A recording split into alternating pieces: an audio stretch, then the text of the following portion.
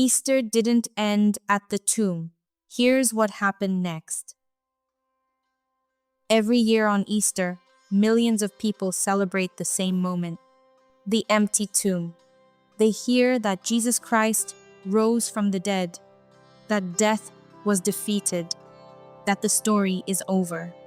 But what if that's not the full story? What if the empty tomb wasn't the ending, but the beginning of something even more powerful? Because after the resurrection, Jesus didn't just vanish. He didn't just leave everything behind. He walked. He spoke. He appeared in places no one expected. And what he did in those moments changed his followers forever. Moments most people never think about. Moments that reveal what Easter actually means. Not just back then, but for you right now. So what really happened after the tomb was empty? Let's be honest. If you only read the Sunday Gospel and then go back to your normal life, you miss the messy middle. The resurrection wasn't a clean event. It was confusing, scary, and honestly, most of Jesus' closest friends doubted it.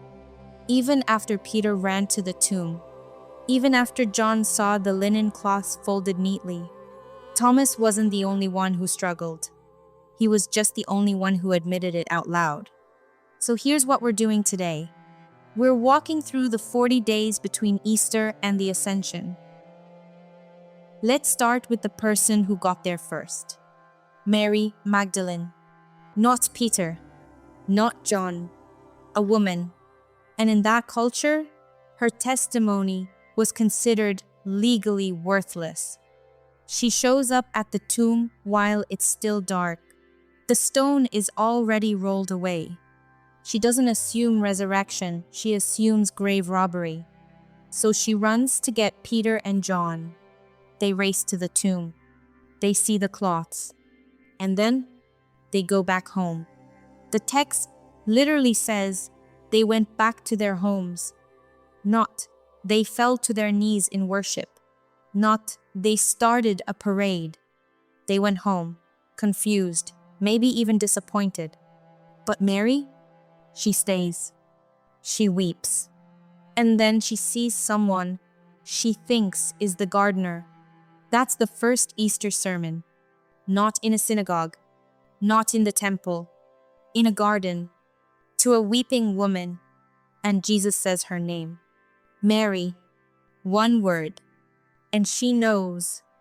She's the first person in human history to preach the resurrection. And almost nobody believed her. Two disciples are walking to a village called Emmaus, about 7 miles from Jerusalem. They're devastated. Their hope is dead. They're talking about everything that just happened. And then a stranger starts walking next to them. They don't recognize him. This is wild.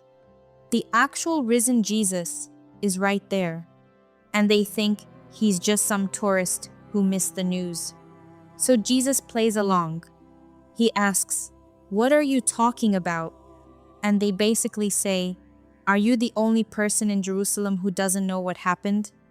The irony is stunning. The only person who actually knows what happened is the one they're explaining it to. And here's the beautiful part. Jesus doesn't lecture them. He walks with them. He listens. And then he opens the scriptures. Not with a mic drop, with a slow burn. By the time they sit down to eat, their hearts are burning inside them. And then he breaks the bread. That's when they see him. And the second they do, he vanishes. Not because he's gone, but because now they are the ones who have to carry the news. Let's talk about your favorite apostle, Thomas. Poor Thomas.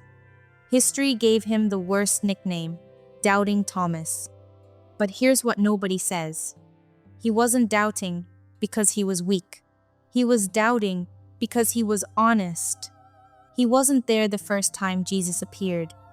And when the others told him, he said what you would say. unless I see the nail marks, unless I put my finger where the nails were, unless I put my hand into his side, I will not believe. That's not cynicism. That's trauma. He watched his teacher die. He watched Roman soldiers stab a dead body to make sure. He's not being difficult. He's being human. And Jesus doesn't shame him. 8 days later, Jesus shows up again, walks right through locked doors, and says directly to Thomas, "Put your finger here." Not, "I told you so." Not, "Why didn't you believe your friends?" Just, "Come, see, touch." And Thomas falls to his knees and says the most powerful confession in the entire gospel, "My Lord and my God." Not, "I see." Not, "Oh, cool, you're alive." Worship. That's the goal of all this. Not just believing facts, but falling to your knees. Peter. Remember Peter? The guy who swore he'd never abandon Jesus? The guy who cut off a soldier's ear? The guy who 3 hours later denied even knowing him? Peter is wrecked. He went back to fishing. Because when you fail that badly, sometimes you go back to what you know. So he's out on the Sea of Tiberias. All night. Catching nothing. Sound familiar? A stranger calls from shore, "Cast your net on the right side." They do. And suddenly, they can't even haul it in. Too many fish. John turns to Peter and whispers, "It is the Lord." And Peter doesn't walk on water this time. He jumps into it. He doesn't care about the fish. He doesn't care about looking dignified. He just needs to get to Jesus. And here's the moment that destroys me every time. Jesus pulls him aside and asks him 3 times, "Do you love me?" Once for every denial. Each time, Peter says, "Yes." And each time, Jesus says, "Feed my sheep." He doesn't fire Peter. He restores him. That's not just forgiveness. That's commissioning. Your biggest failure doesn't have to be your final chapter. It can be your qualification. Okay, 40 days have passed. Jesus appeared to over 500 people at once. Paul mentions this in 1 Corinthians. Most of them were still alive when he wrote it. This isn't a legend that grew over centuries. This is eyewitness testimony. But then something strange happens. Jesus leads his friends to Bethany. He raises his hands, and he blesses them. And while he's blessing them, he starts rising. Not dramatically, not painfully, just peacefully, lifted up, and a cloud takes him out of their sight. Now, if you're an apostle, this feels like abandonment again. But here's the truth they didn't understand yet.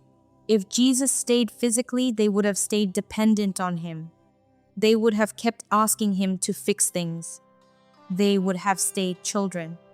But the ascension, it was a promotion for them, because now the work becomes theirs. No more Jesus doing miracles on demand. Now it's Peter healing a lame beggar. Now it's Stephen preaching fearlessly. Now it's Paul writing letters that will outlive empires. Jesus left so the church could grow up. Easter didn't end at the tomb. It started there, because the resurrection isn't just an event you believe. It's a reality you enter. That doubting friend of yours, the one who's been burned by religion, Jesus isn't afraid of their questions. He showed Thomas his wounds, that failure you can't forgive yourself for, the one that keeps you up at night, and that feeling that God is far away. The disciples walked 7 miles with Jesus and didn't recognize him. You're not alone in not seeing clearly yet. Here's my challenge to you. This week, Don't just say he is risen on Sunday and move on. Ask yourself, where am I still looking for a gardener? Where am I walking to Emmaus without realizing he's right next to me? Where do I need to hear him say my name? Because Easter isn't a day, it's a person. And he's still risen. He's still walking. God bless you.